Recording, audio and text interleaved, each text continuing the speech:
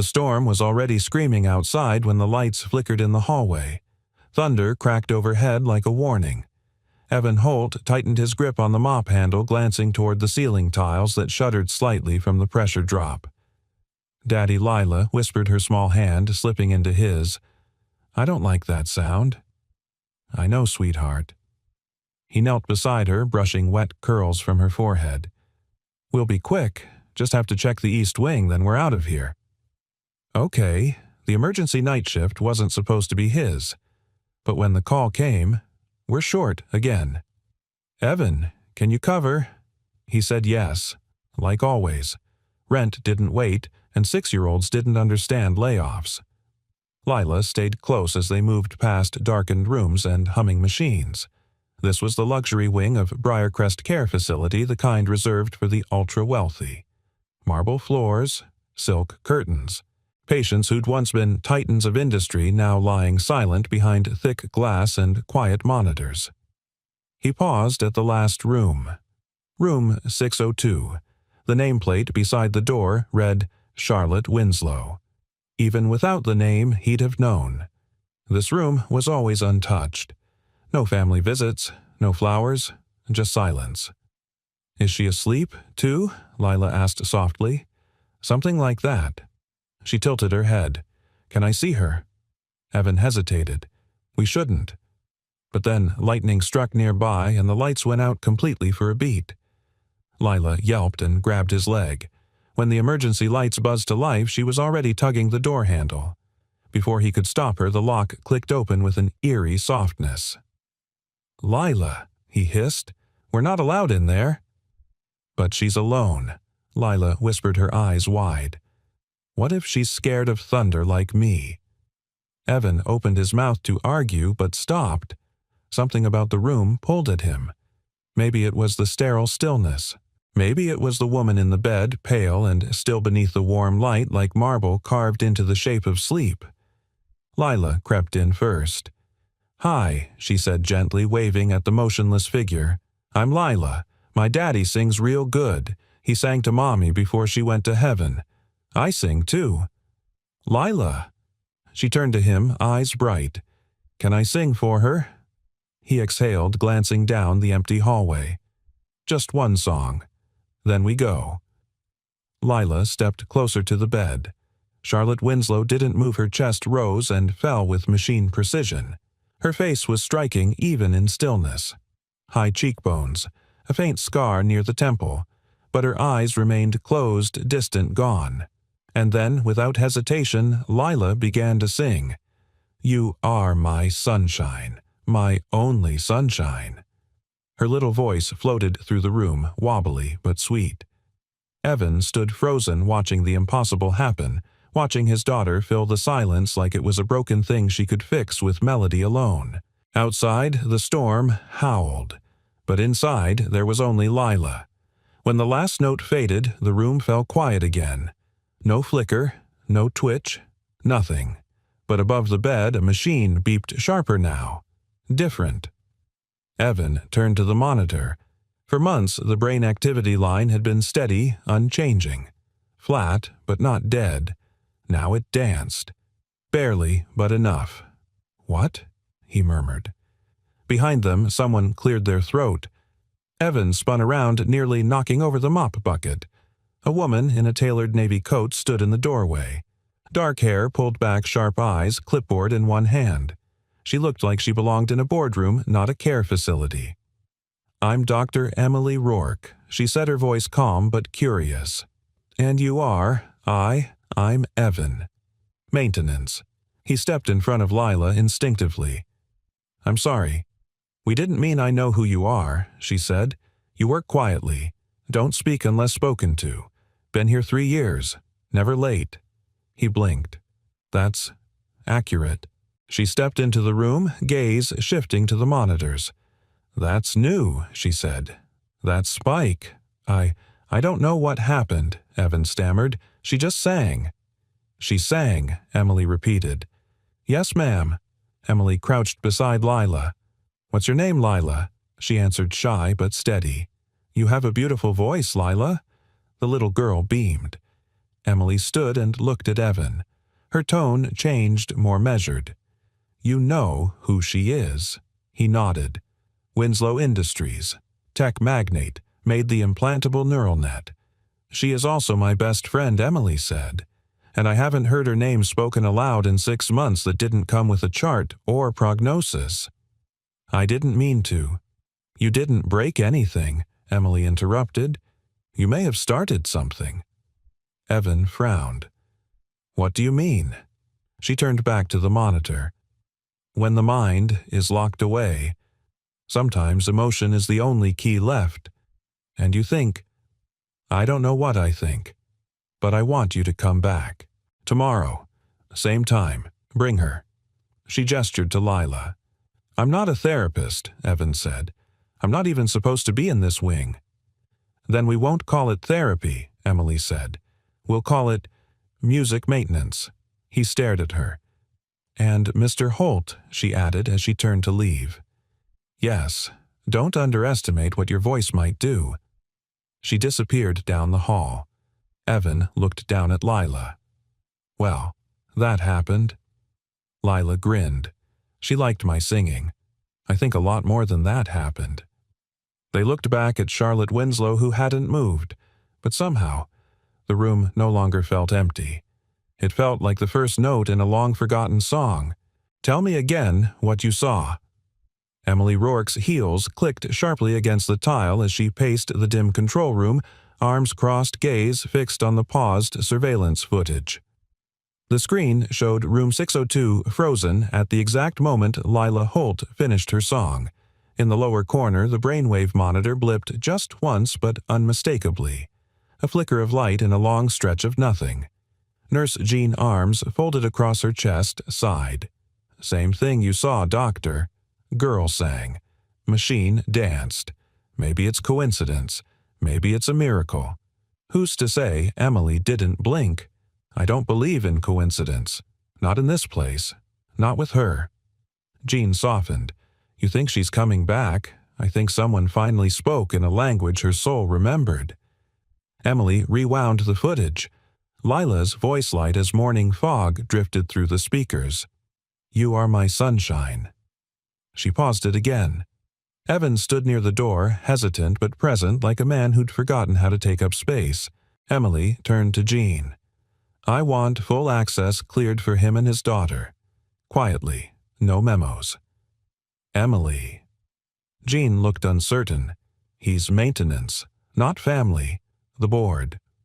"The board doesn't know what to do with a woman they already buried on paper, but she's not gone.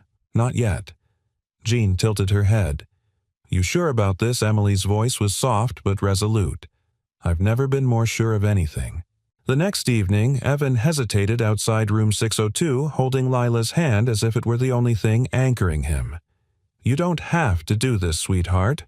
We can just say hi and go." "But what if she's waiting?" Lila asked, looking up at him. "What if no one else sings?"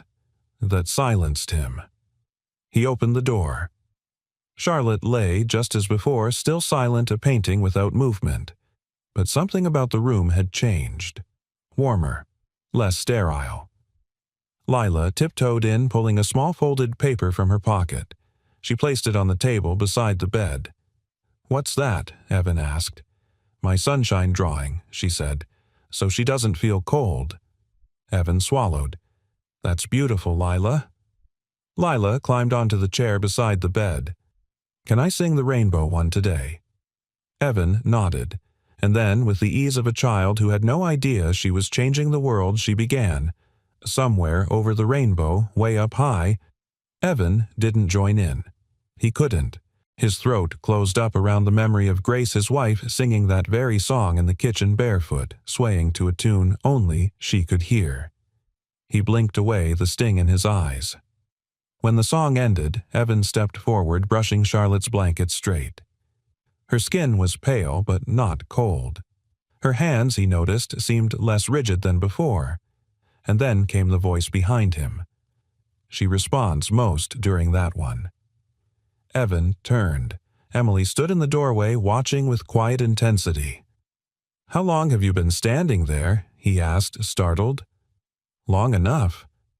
She stepped in, arms folded. Do you know why that song matters? Evan shook his head. She used to play it on the cello.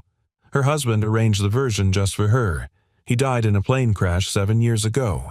She never played again after that. I didn't know. You weren't supposed to. The world thinks Charlotte Winslow is made of titanium and algorithms. They forgot she was once just a girl who played music for love.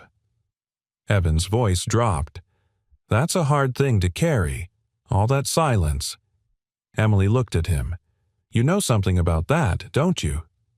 He hesitated, then nodded. When my wife was dying, I tried everything to keep her present. But it wasn't until I stopped talking and started singing that she looked at me again.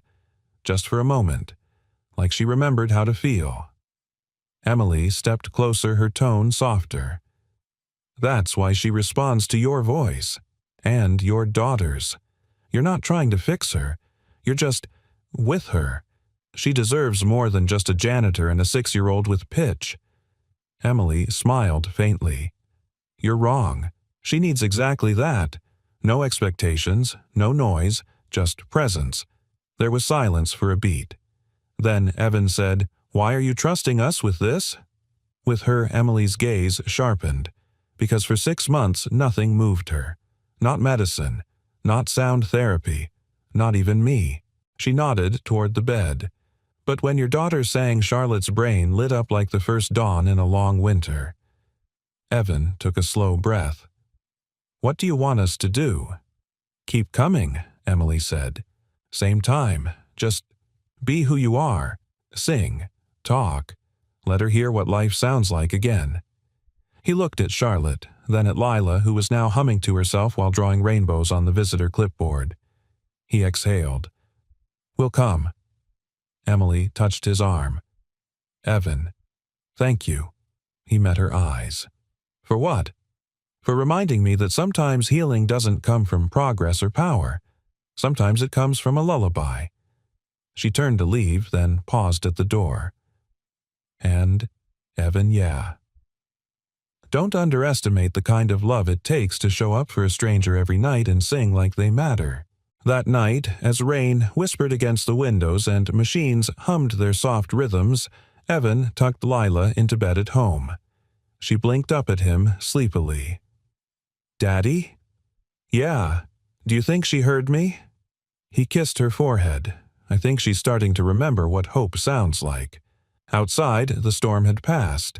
But inside room 602, the smallest flutter stirred beneath the skin of Charlotte Winslow's hand. As if reaching for a voice she hadn't heard in years and didn't want to lose again. It was a Thursday night when everything changed. The halls of Briarcrest were unusually quiet, as if holding their breath. A soft rain ticked gently against the windows. The scent of lemon polish lingered faintly in the air, trailing behind Evan Holt as he guided Lila down the corridor, her little hand swinging loosely in his. They were humming together a tune from The Sound of Music. Off-key, out of rhythm, but full of something sacred. Room 602 waited at the end of the hall like it always did, but tonight it felt different. He didn't know why. Maybe it was the way the door seemed slightly ajar, as if expecting them. Or maybe it was the way his daughter turned to him and whispered, "Tonight's the night she's going to smile." He smiled at her innocence. "And how do you know that?" Lila shrugged. "Sometimes.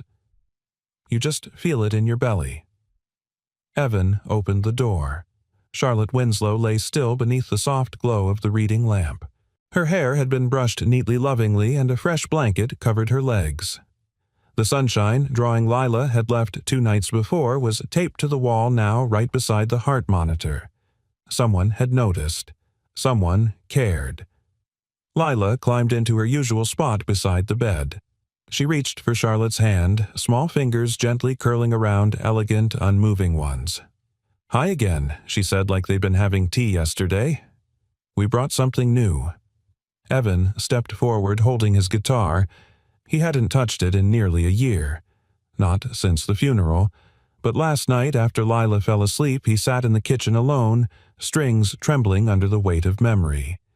It felt like greeting an old friend who'd been waiting patiently in the dark. He tuned it slowly. "This one's called What a Wonderful World," he said softly. Leela beamed. It was Mommy's favorite. Evan nodded. His fingers began to move, hesitant at first, then steadier. The chords filled the space like warmth seeping into cold tiles. "I see trees of green. Red roses, too." His voice was rougher than it used to be, tinged with something deeper than melody, regret maybe. Or hope. Maybe both. Lila joined in on the second verse, sweet and sure. And I think to myself, what a wonderful world. They reached the final chorus, letting the last note fade gently into the stillness. Then it happened. Charlotte's finger twitched. Barely more than a flutter, but unmistakable. Evan froze. "Did you see?" "Yes," Lila gasped. "Daddy." She moved. He dropped the guitar and rushed to the bed, kneeling beside her. Charlotte's face was unchanged, eyes closed, lips still, but her hand had curled slightly against Lila's palm. A nurse burst in, breathless. We saw it from the nurse's station. That monitor spiked. Emily arrived seconds later, clipboard forgotten, lab coat unbuttoned. "What happened?" "She moved," Evan said. "Her hand. Just once." "But Lila Emily said gently but urgently. "Where were you holding her hand when it happened?" "Here," Lila pointed, placing her hand back into Charlotte's. "Do it again. Just hold it. That's all." Lila nodded solemnly and wrapped her tiny fingers around Charlotte's once more. The monitor beeped steadily. A soft spike again. Evan stood unable to believe what he was seeing. Is it real? "This isn't just reflex." Emily's voice was quiet, reverent. "No, this is response." He ran both hands through his hair, stepping back as if afraid his breath would undo it. "She heard us. She felt you," Emily corrected. "Maybe not with her ears, but with something deeper." Lila turned to Evan. "See, Daddy, I told you she'd smile." Charlotte hadn't smiled. Not yet, but something inside her had moved. Something more than muscle or reflex. Something like memory. Emily turned to Evan, her expression softer than he'd ever seen it. "Do you understand what this means?" He shook his head slowly. "Not really. It means she said we're not singing into a void anymore." Later that night, when the nurses had returned to their rounds and the doctors had left to file their reports, Emily found Evan sitting outside the room on a bench by the window guitar case at his feet. He stared out into the rain, lost in thought. "She moved," he said, not turning toward her. "I saw it, but I still don't believe it." "She's coming back," Emily said quietly. "And I think it's because of you." "No." He looked down. "It's not me. It's Lila. Her voice, her heart. She has your voice," Emily said. "But maybe what she really needed was your pain." He looked at her confused. "Pain recognizes pain." She continued, even in silence. Maybe what Charlotte needed wasn't to be rescued. Maybe she needed someone broken enough to sit beside her and not look away. Evan swallowed hard. "You speak like someone who's lost someone too." Emily nodded. "My father. Last year, we used to play piano together every Sunday. When he passed, I couldn't touch the keys again." He looked down at the guitar. "I know that feeling." Emily gave a small, wistful smile. "That's why I noticed you. Not because you were doing something loud, but because you weren't. You were just present. That's rare." They sat in silence for a while, the kind that didn't need to be filled. Then Emily said, "She's going to need more. More songs, contact, familiarity, maybe even memories. And Evan, she's going to need consistency. I can't promise miracles. You already gave her one." That night, as Evan tucked Lila into bed, she whispered, "Daddy, yes, sunshine. When she wakes up, do you think she'll remember our songs?" He paused, then kissed her forehead. "I think," he said softly, "that music finds its way home. Even when the heart forgets, the soul remembers." And in a quiet room beneath soft lighting, Charlotte Winslow slept, not lost, not gone, but on her way back, drawn by the sound of hope, one flutter at a time. Charlotte Winslow hadn't spoken a word in 6 months, not one syllable, not even a sigh. But now, every time Lila sang and Evan played, her fingers twitched. Her pulse steadied. The machines sang a different rhythm, and the woman behind the glass was stirring. Why? Her Evan asked, his voice low. He stood in the garden courtyard with Emily Rourke, the sky above them softening to twilight. Lila chased butterflies along the cobblestone path barefoot and laughing. You could have asked for any therapist. A professional. Emily glanced at him, then back at the girl dancing in the golden light. I've had the best.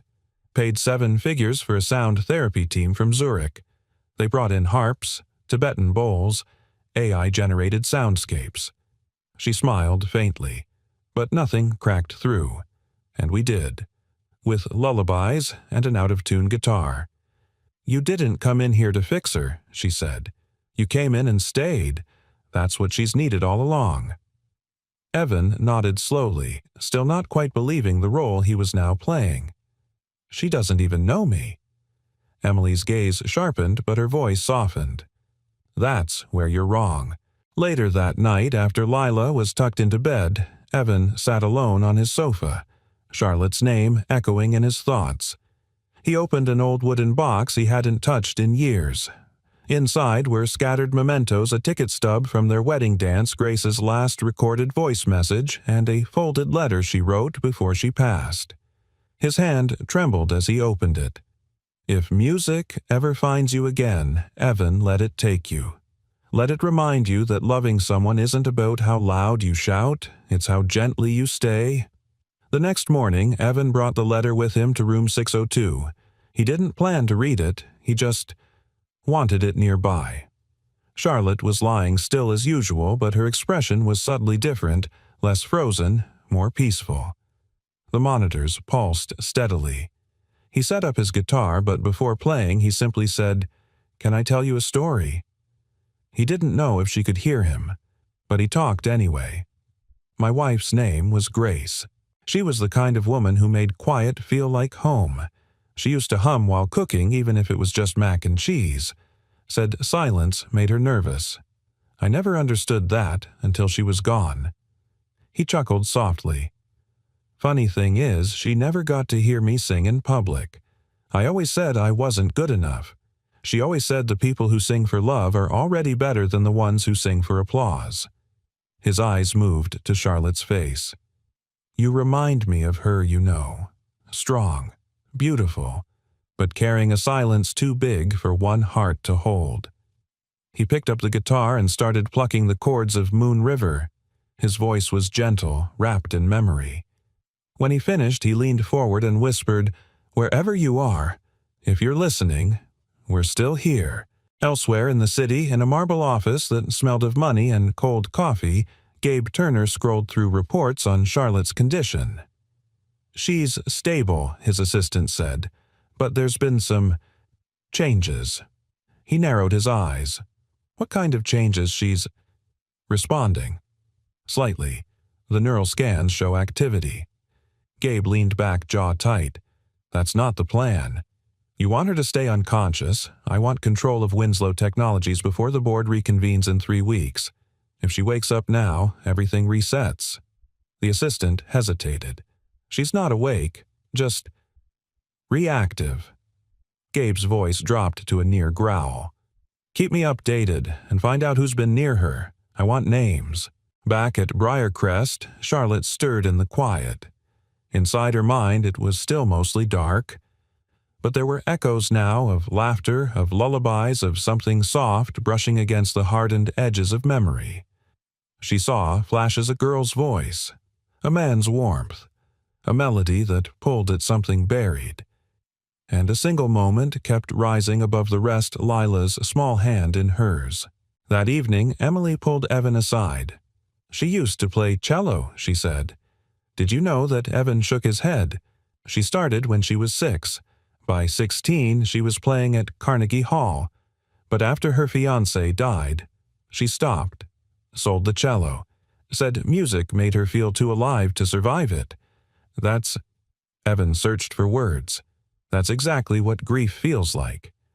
Emily nodded. You said once that you stopped playing too.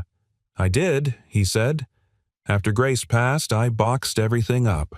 The guitar, the notebooks, even the recordings Lila used to beg to hear. I couldn't sing without breaking. And now he looked through the glass at Charlotte. Now I sing. Because breaking open is the only way to let something new in.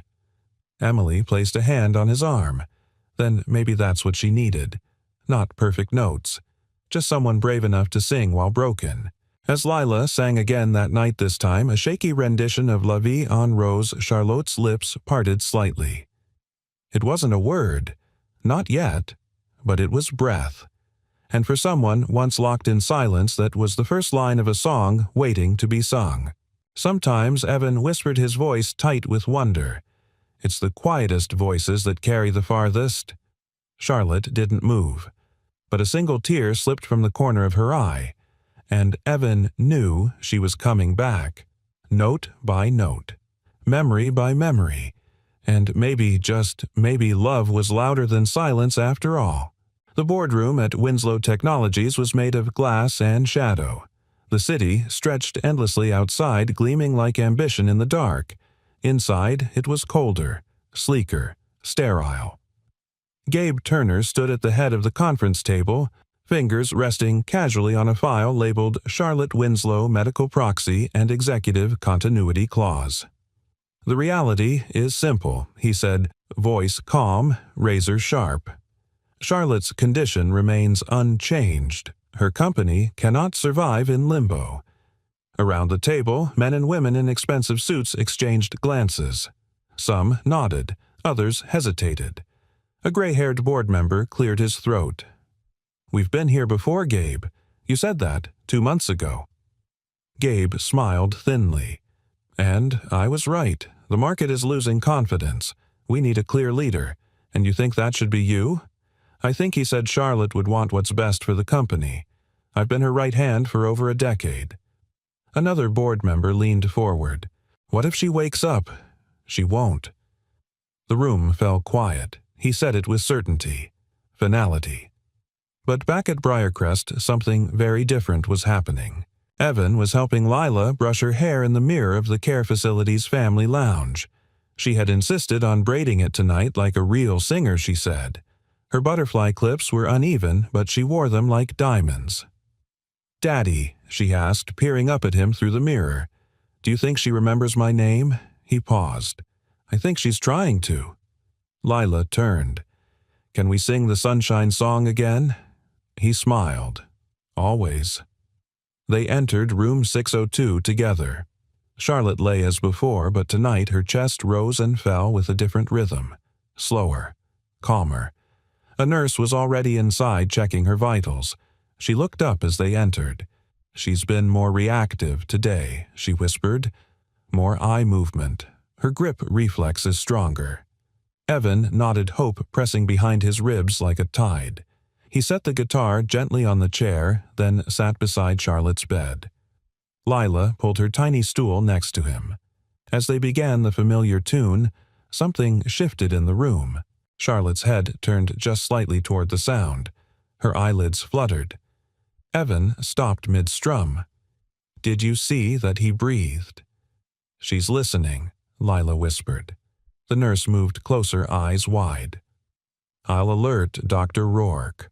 Emily arrived moments later, breathless, clipboard forgotten in her car. She turned her head, she asked the nurse.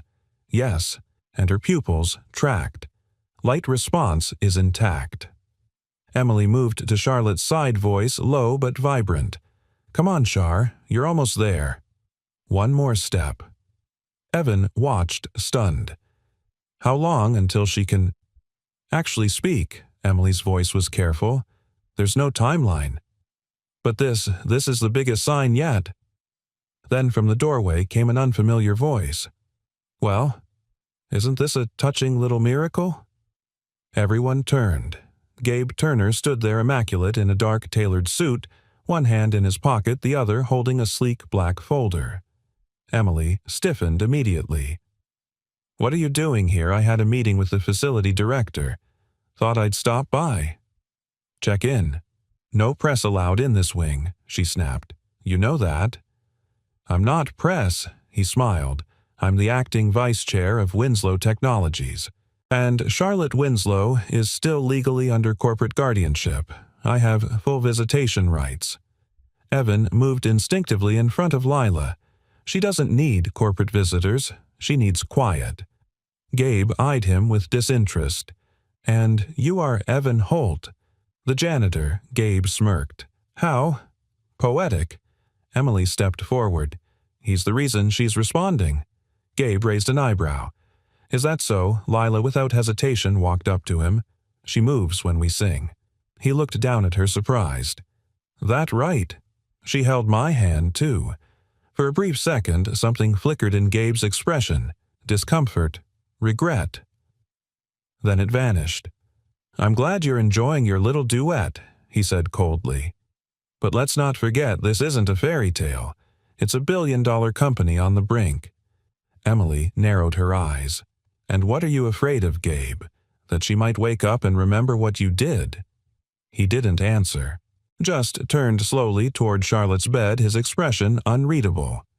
"Let's hope she stays asleep," he said under his breath. Some truths are better left buried. After he left, the air in the room felt heavier. Evan sat down again, hands trembling slightly. "Who was that man?" he asked. Emily sighed. A mistake, one Charlotte trusted when she shouldn't have. "What did he do?" "Let's just say he made a deal behind her back that cost her control of her own company when she found out she was planning to expose it. Then the accident happened. Do you think it was intentional?" Emily shook her head. "No, but he's the kind of man who doesn't let a tragedy go to waste." Evan looked at Charlotte. "She needs to wake up." "She's trying," Emily whispered. "But now, she's racing against time." That night, Evan couldn't sleep. He lay awake, replaying the encounter over and over. The man in the suit, the dismissive glance, the way Charlotte had twitched right before Gabe spoke. A thought crept into his mind like a storm front. What if her silence wasn't just medical? What if it was fear? He rose, grabbed his guitar, and tiptoed into Lila's room. She stirred, blinked up at him. "Is it morning?" "No," he whispered, "but I need you to help me remind someone what it feels like to be safe." She smiled sleepily. "Then let's sing." Then, in room 602, under the hush of moonlight, Evan sang "Bridge Over Troubled Water." His voice was husky with emotion, trembling on the verses. Leila joined in, her voice soft as breath. "Like a bridge over troubled water, I will lay me down." As the final chord faded, Charlotte moved. Her hand lifted slowly, weakly, but unmistakably, and her lips formed a single, breathless word, "Lila." Evan froze. His heart skipped. Lila gasped. She said my name. Emily, standing just outside the door, pressed her hand over her mouth, tears springing to her eyes. It wasn't a full awakening. Not yet, but it was a beginning. A crack in the wall. A name spoken aloud like the first light after a long storm-filled night. And somewhere deep inside Charlotte Winslow a fire had been relit, and it was remembering how to burn. Charlotte's voice hadn't been more than a whisper, but to Evan and Lila it might as well have been a symphony. Lila's eyes sparkled like she'd just seen a real-life fairy godmother wave her wand. She said, "My name, Daddy," she whispered. "She knows me." Evan knelt beside her, hands shaking. She remembered. He looked at Charlotte. Her eyes were still closed, her body still frail, but something had shifted. The silence inside the room no longer felt final. It felt paused, as if someone had just reached for the volume knob of life and turned it up one click. Emily appeared in the doorway seconds later, breath caught in her throat. She spoke. Evan stood nodding. Just one word. But it was clear. Lila, Emily whispered, stepping closer to the bed. The same name she's been responding to for days. She didn't just respond, Evan said, voice low, reverent. She reached out. She chose to say it. Lila pressed her small hand over Charlotte's. We can help her find the rest. Can't we? Daddy Evan didn't hesitate. Yes, we can. That weekend, Evan dusted off an old music binder from his attic. Its corners were bent pages, yellowed, scribbled with notes from a life he'd almost buried. On the cover, written in Grace's handwriting, were the words, "Sing, like someone's listening, even if it's just the stars." He sat at the kitchen table long after Lila had gone to bed, flipping through the songs. Some he hadn't played since Grace's last Christmas. Others were lullabies they used to sing before Lila could speak. And tucked between the pages was a faded photograph, Grace holding a baby Lila, her hair wild, her laugh caught mid-breath. He ran a thumb over the image. She used to say, "Music doesn't fix things," he murmured. "It just reminds you you're not broken alone." On Monday, he walked into room 602 with a plan. Charlotte was propped up slightly on 2 pillows now. Her complexion had gained a shade of life. Her fingers occasionally twitched. And every once in a while her lips would press together as if reaching for language not yet fully remembered. "Good morning," Evan said softly, pulling up a chair. "Today we're going to try something new." He held up a lyric sheet. "I know you may not be able to speak much, but maybe you can still feel." He began to play the first few chords of Unforgettable. Lila joined in right on cue, humming as she laid her sunshine drawing from last week on Charlotte's lap. "That's why, darling, it's incredible that someone so unforgettable thinks that I am unforgettable too." Evan's voice cracked slightly on the last note. Charlotte's eyes fluttered. Her fingers curled faintly toward the paper on her lap. "I think," Evan said softly, "she likes Nat King Cole." Emily, who had been quietly observing from the doorway, stepped in. "She does. Her father used to play his vinyl records on Sunday mornings. She told me once his voice was smoother than fresh cream on warm toast." Evan chuckled. "That's very specific." "She was a very specific woman," Emily replied with a smile. Then her tone shifted. "Evan, I have an idea. It's a little unconventional." He raised an eyebrow. "I've been singing jazz standards to a billionaire in a coma for 2 months. Try me." Emily grinned. "Fair. I want you to teach her a song. A simple one. Something she might be able to sing with you. She can't even form full words yet, but she can form memory." Emily sat beside him. "If you give her something repetitive, melodic, and familiar, there's a chance her mind will meet you halfway." Evan looked at Charlotte. "You are my sunshine," he said slowly. It's the first one Lila ever sang to her. Emily nodded. "Perfect." And so began their new routine. Every evening after his shift ended and Lila had changed into her butterfly pajamas, they would return to room 602. Evan would warm up with a few slow strums. Lila would greet Charlotte with her usual "Hi, sunshine lady," and lay down her newest drawing. Then the lesson would begin. They broke the song into phrases. "You are." Lila would sing first, Evan would echo. Then both would look at Charlotte, and every so often Charlotte would part her lips. No sound, not yet, but the rhythm was there. One night, halfway through the 3rd line, Charlotte made a sound, soft, breathy, but undeniably shaped. "Sun." Evan froze. Lila's mouth dropped open. Emily, watching from the hallway, whispered, "There it is." The next night it came again, stronger. "Shine." It wasn't smooth, it wasn't perfect, but it was Charlotte. And Evan realized something then. This wasn't about getting her to wake up. It was about giving her reasons to. One night after the music session, as he packed up his guitar, Evan glanced toward Emily. "She's teaching me too, you know," he said. Emily raised an eyebrow. "Charlotte." He nodded. "I used to think healing was about forgetting the pain, but maybe it's just about finding new songs to carry it." Emily's eyes shimmered. That's something she used to say about the cello. It doesn't remove the sorrow. It just makes it bearable enough to hold in your hands. He nodded. Exactly. A beat. Then Emily looked at him, her voice careful. You're getting close to her, Evan. He met her gaze. She's not a project to me. I know, she said. That's what scares me. Later, alone in his apartment, Evan pulled out Grace's old lullaby journal.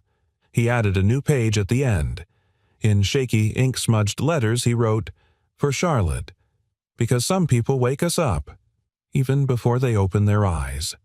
And under it, the first line of the song they'd been teaching her, "You are my sunshine, my only sunshine." And in room 602, in the stillness of night, Charlotte Winslow stirred again. Her lips moved slowly, quietly. Sun. Shine. The nurse on duty watched stunned as the monitor pulsed. And, though no one else saw it, the corner of Charlotte's mouth turned ever so slightly into a smile. Charlotte Winslow spoke her first full sentence on a Tuesday. It wasn't grand. It wasn't poetic. It was 6 words whispered like a memory rediscovered.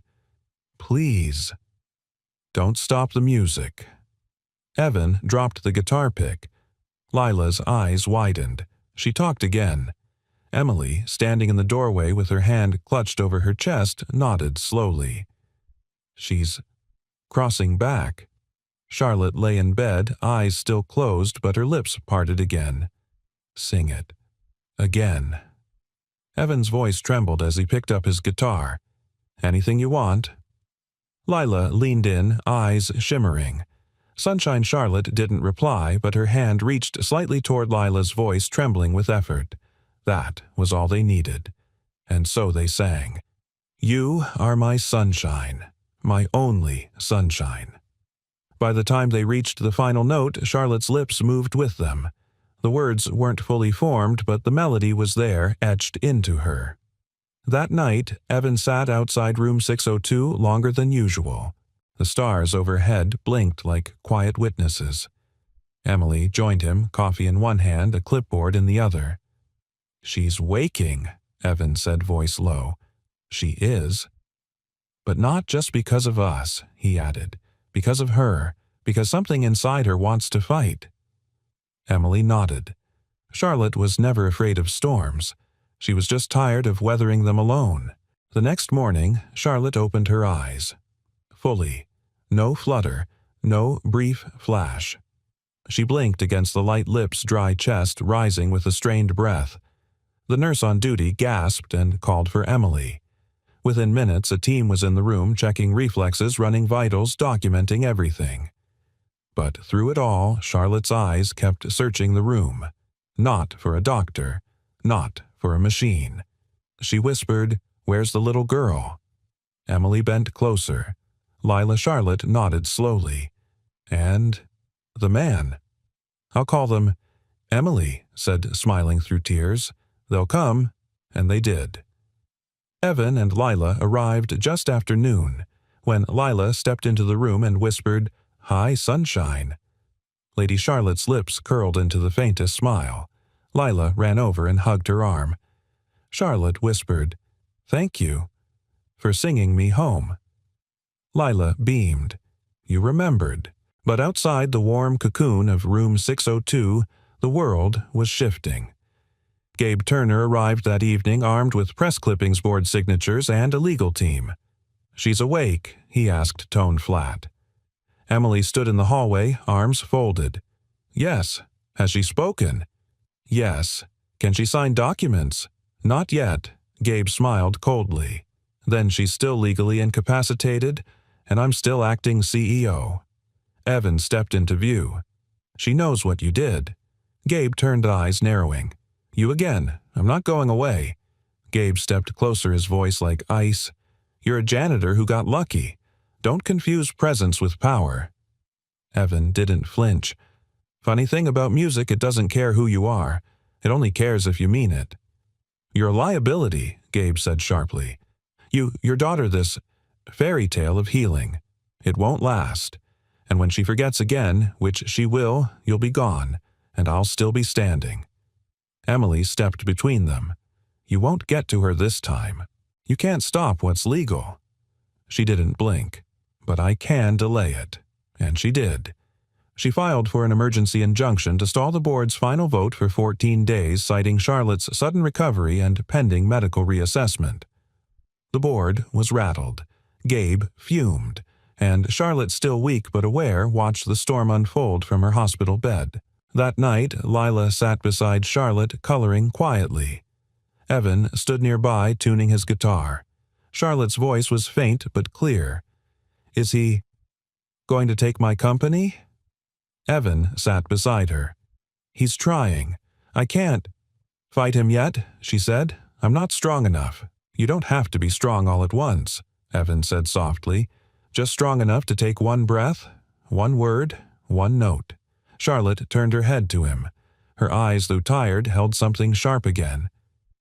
"Teach me," she whispered. "Teach you what? To sing again." He blinked. "You want me to music found me. I want to find it again." Evan looked at her for a long moment, and then nodded. "Okay, but we start small." Charlotte smiled weakly. "I'm very good at small right now." He laughed. "We'll do it together." But the pressure was mounting. Gabe launched a PR campaign questioning Charlotte's recovery, leaking medical documents, fueling media speculation. Coma patient being manipulated by staff janitor and child, one headline read. Emily stormed into the administrator's office, slamming the folder on the desk.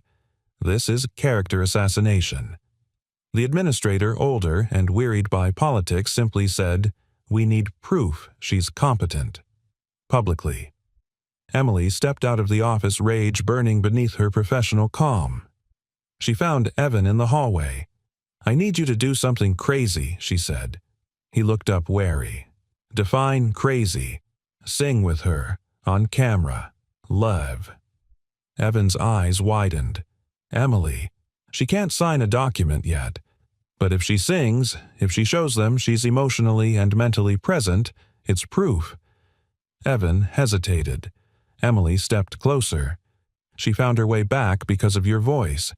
Now, let her use hers before someone takes it away again." That night, as Charlotte sat up in bed with Lila's hand in hers, Evan brought the guitar close and said softly, "We're going to sing Smile. Just like we did the first night." Charlotte nodded. Her voice trembled, but when the first notes came, something inside her steadied. "Smile though your heart is aching." It wasn't perfect. It didn't have to be. By the final line, she was singing on her own. "You'll find that life is still worthwhile." And when she sang that last word, smile, Evan exhaled. Lila clapped. And from outside the door, Emily whispered into her phone, "She's ready." Somewhere, Gabe Turner watched the footage stream in live on his tablet. And for the first time since Charlotte's accident, he realized the silence he'd relied on was ending. The room was quiet except for the faint hum of machines and the soft click of a camera shutter. The video had gone viral overnight. Charlotte Winslow, once the untouchable billionaire tech mogul, singing a fractured, trembling version of Smile, flanked by a janitor with calloused hands and a 6-year-old girl in butterfly pajamas. People didn't just watch it. They felt it.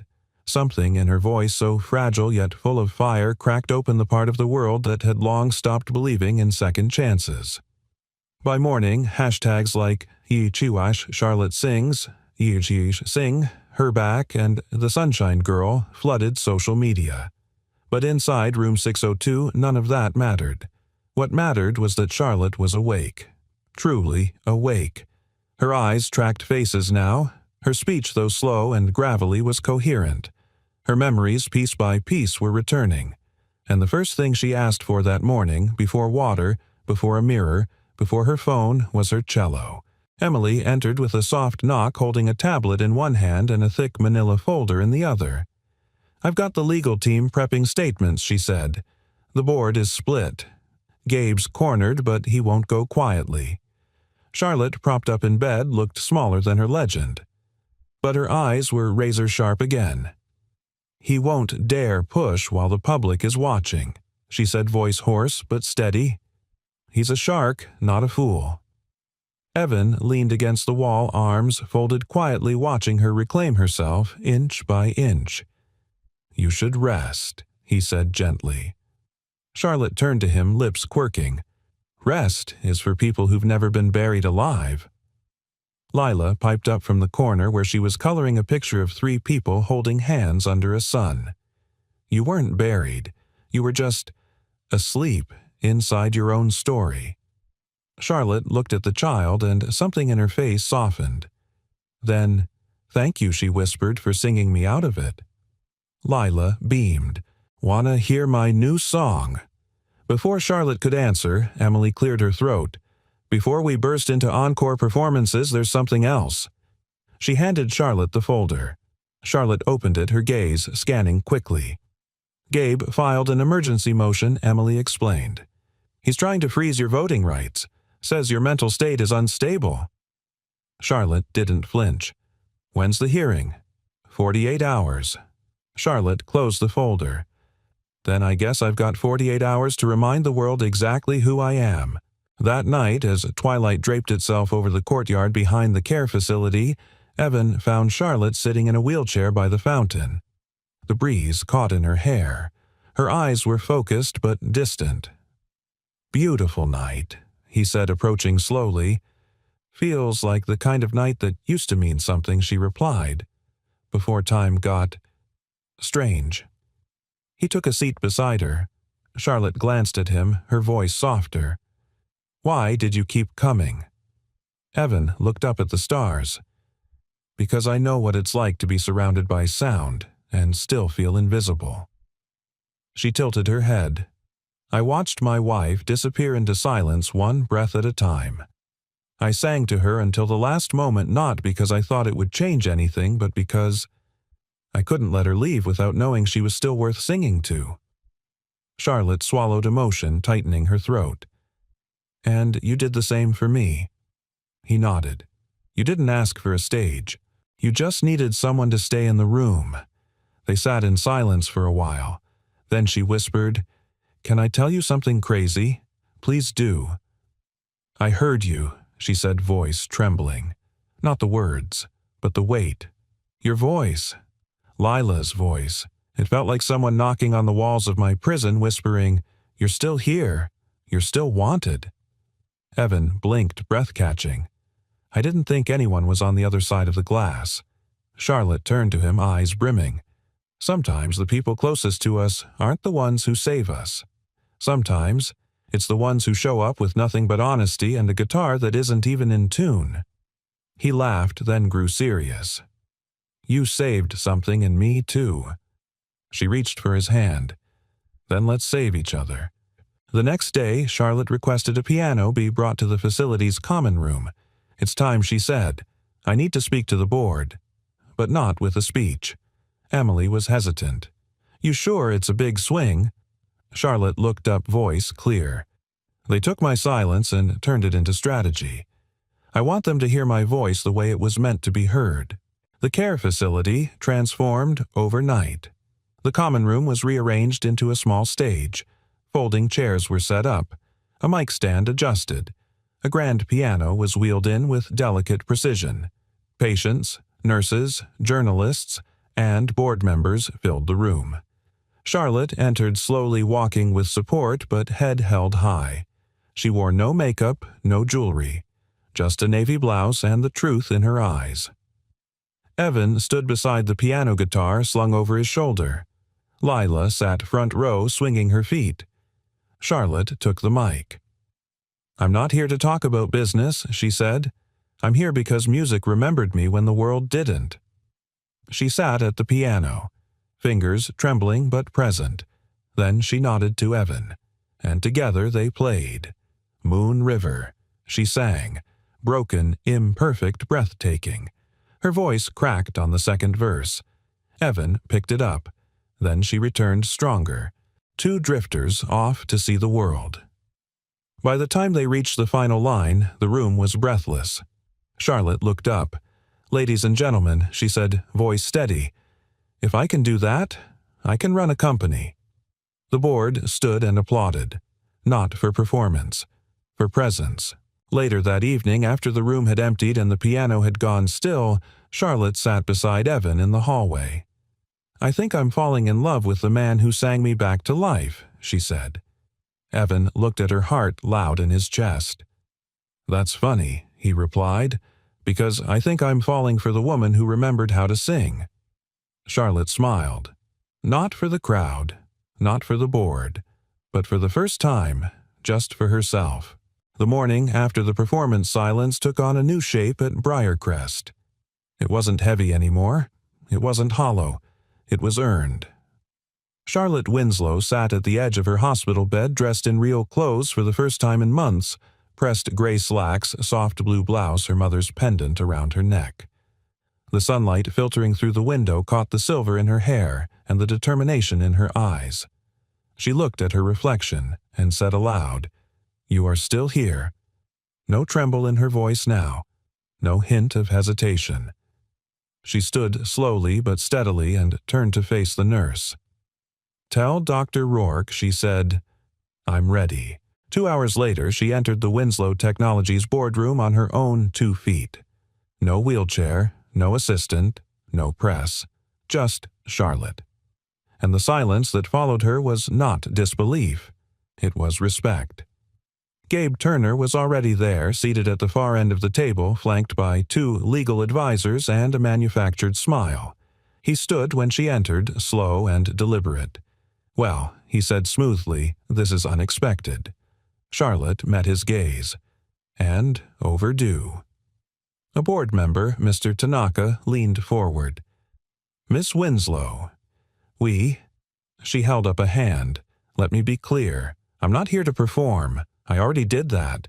I'm not here to convince you I'm fit to lead. You've seen that. I'm here to reclaim what never should have been taken." Gabe cleared his throat. "Charlotte, no one took anything. Protocol was followed." "No," she cut in, voice sharp as glass. "You followed your protocol, not mine. You weaponized my silence and built yourself a throne on my absence." Murmurs rippled across the room. She walked to the head of the table where her chair had sat empty for too long. She placed both palms flat on the surface. "I am Charlotte Winslow, founder, visionary, survivor. And whether I speak in boardrooms or lullabies, my voice is mine. You don't get to mute it." A beat of silence, then another, and then Mr. Tanaka slowly nodded. Motion to restore Charlotte Winslow's full authority. Seconded came another voice. Gabe stood rattled. "This is absurd." Gabe, Charlotte said evenly, "You were always better at background noise than leadership. I suggest you go back to where you belong." He glared, but the room had already turned. The vote passed. Unanimously. Charlotte Winslow was home. Later that afternoon, she returned to Briarcrest for one final visit, not as a patient, but as herself. She entered the courtyard where Evan was helping Lila release paper butterflies tied to strings. Each one had a name scribbled on the wings, residents' nurses' songs. He looked up when she approached. "She told me this was her thank you concert," Evan said, nodding at Lila. "To everyone who helped her help you." Charlotte smiled, watching Lila twirl in the sunlight. "She's a conductor of light." Evan stepped closer. "You look different." "I feel different," she said, "but not because I got my company back, because I got something rarer." She looked at him. "Peace." Evan hesitated, then asked, "So what?" Now she didn't answer right away. Instead, she reached into her bag and pulled out a thin blue folder. She handed it to him. He opened it slowly. Inside, official documents for a newly registered nonprofit, the Grace Holt Foundation, Healing Through Music. He looked up, stunned. "You?" "Grace saved your heart," Charlotte said softly. "Now let's save others in her name." His voice caught. "I don't know what to say." She smiled gently. "You don't have to say anything. Just keep singing." Layla ran up to them, cheeks flushed. "Can we sing Wonderful World one more time?" Charlotte nodded. "Absolutely." They walked into the facility's common room, which had been quietly decorated with paper sunflowers and a handmade banner that read, "Music brought us back." Residents gathered, nurses stood along the walls, and a quiet sense of reverence settled over the room. Evan picked up his guitar. Charlotte took the microphone. And together they began "I See Trees of Green." Lila joined in, her voice light as air. When the song ended, the applause was thunderous, not for the melody, but for what it meant. A room that had once held only endings now held beginnings. Later that night, Charlotte sat on the bench outside the facility watching the stars blink into place. Evan joined her, hands tucked in his jacket pockets. "It feels like the end of something," he said. "It is," she replied, "but maybe that's the only way to begin again." He looked at her. "Do you regret it?" The silence, Charlotte shook her head. "No, silence taught me to listen. And when I listened, I found you." He didn't speak. He simply reached for her hand. She took it, and the silence between them wasn't empty anymore. It was full of songs they hadn't sung yet, stories they hadn't told, tomorrows they hadn't lived. And in that quiet, sacred space, love made its way home. Spring arrived quietly at Briarcrest, like a song re-entering the room after a long pause. The trees along the garden path bloomed with soft white petals. The air smelled of cut grass and daffodils. And the birds, once just background noise, now sounded like a choir. Charlotte Winslow sat at the center of it all, not as a patient, not as a CEO, but as a woman reclaimed by life. Beside her, Evan tuned his guitar under the shade of a sugar maple. Lila danced barefoot across the lawn, directing imaginary music with a stick like it was a conductor's baton. "Do you think they'll show up?" Evan asked, glancing toward the care facility's courtyard doors. Charlotte smiled softly. "I think they already have. We just have to listen for them." Today was the concert.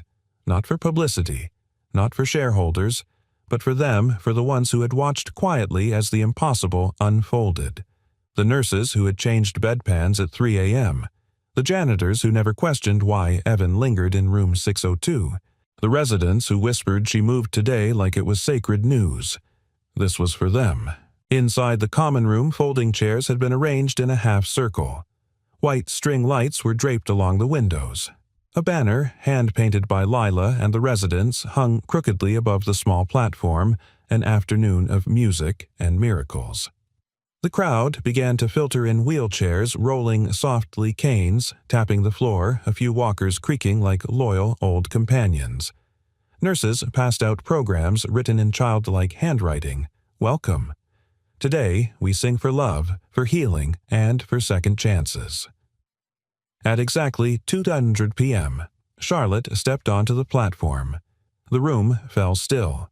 She stood behind a vintage silver microphone, the same model Evan had once restored and gifted her quietly. Her hand rested gently on it like greeting an old friend.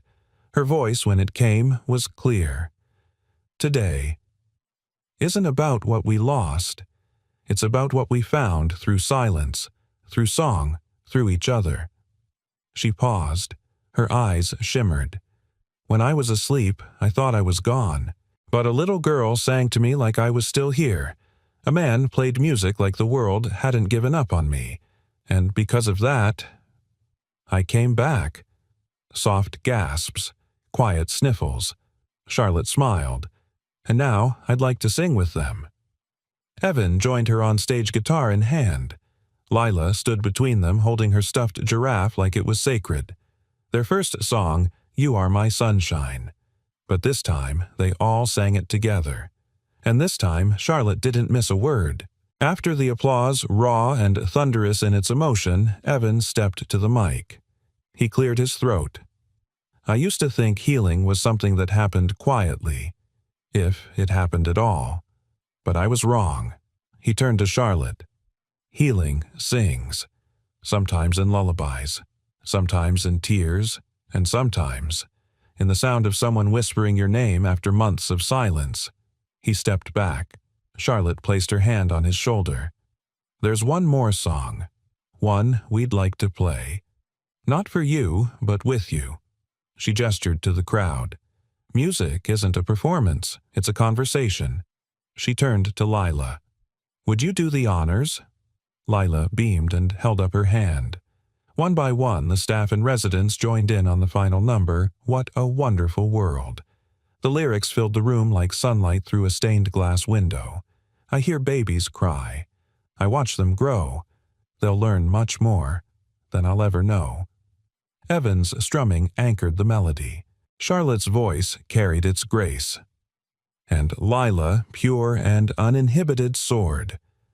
When they reached the final chorus, Charlotte closed her eyes and let the notes stretch long and steady. It wasn't perfect, it was alive, and that made all the difference. After the crowd had dispersed, Charlotte, Evan, and Lila remained behind in the quiet room. The lights dimmed. The chairs were askew. A few programs lay forgotten on the floor. Charlotte sat on the edge of the platform, her feet swinging slightly above the floor. I didn't think I'd ever sing again, she said. Evan sat beside her. You didn't just sing, you brought the house down. She turned to him. Thank you, she said. For what? For seeing me before I came back. For singing when I couldn't. For loving me when it wasn't safe. Evan took her hand. I wasn't saving you, he said. You were reminding me. That love doesn't need to be loud. It just needs to stay.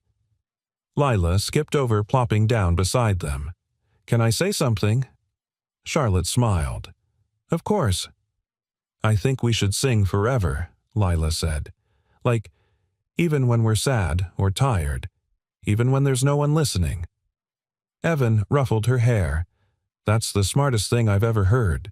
Charlotte looked at the two of them, this little girl who believed in impossible things, and this man whose quiet heart had never stopped singing. And she whispered, Then let's never stop. That night, in a quiet corner of the garden, Evan and Charlotte sat side by side on a bench beneath a canopy of stars. She turned to him. Do you believe in fate? He thought for a moment. No, he said, but I believe in timing and kindness and people who show up. Charlotte leaned her head on his shoulder. I think she murmured we were always heading toward the same song. We just had to find the right key. Evan closed his eyes, and in the hush that followed no words were needed. No music played, and yet it was the most beautiful song of all.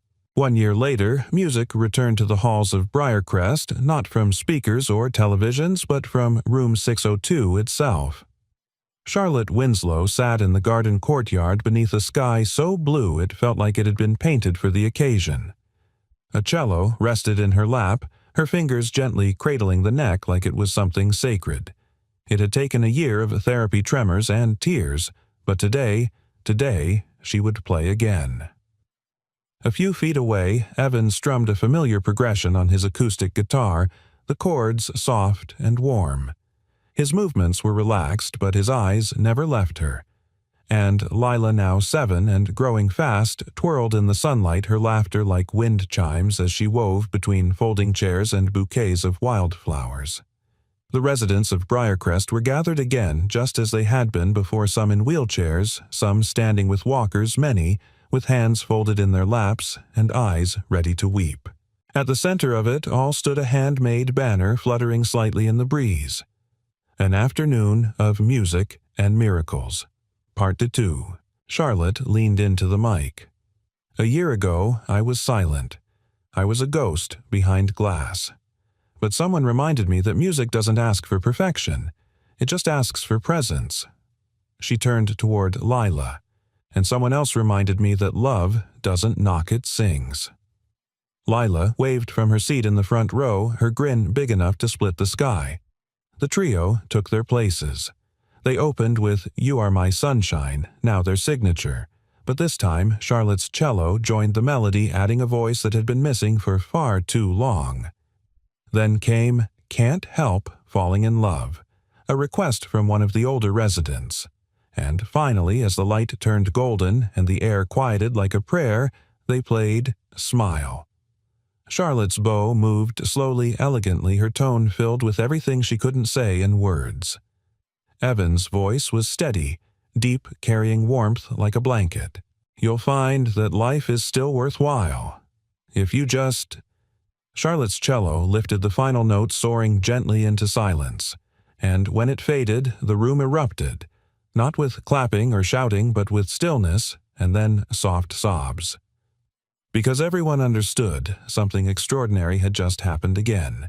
Afterward, as guests mingled and staff wheeled residents back inside, Evan pulled Charlotte gently toward the arbor at the edge of the garden. Lanterns hung overhead, casting a soft glow. "Come, take a walk with me," he said. She smiled.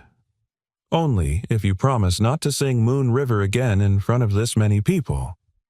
He laughed. "No promises." They stepped under the arbor. "I have something for you," he said. She turned to him. He pulled from his jacket a small velvet box, not flashy, not ornate, just a simple navy box worn at the corners like it had been held often. "I didn't buy this to propose to a billionaire," he said softly. "I bought this to propose to the woman who remembered how to live." Charlotte blinked, caught between breath and disbelief. He opened the box. Inside, a gold ring, thin classic set with a single sapphire the color of the ocean after rain. Evan's voice trembled. "I don't have a fortune. I don't have a famous name. But I have a heart that stayed beside you when you couldn't speak.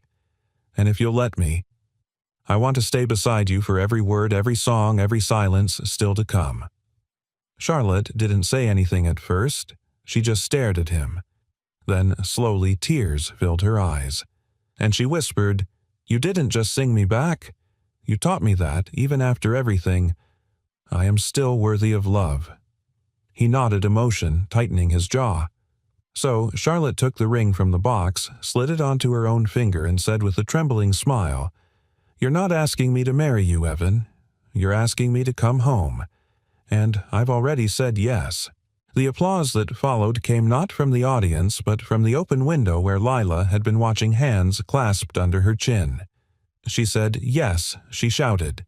He did it. Residents clapped. A few nurses cried. One of the oldest patients raised a fist and declared, "About damn time." Evan and Charlotte laughed forehead to forehead, wrapped in a kind of quiet joy that didn't need music to be heard.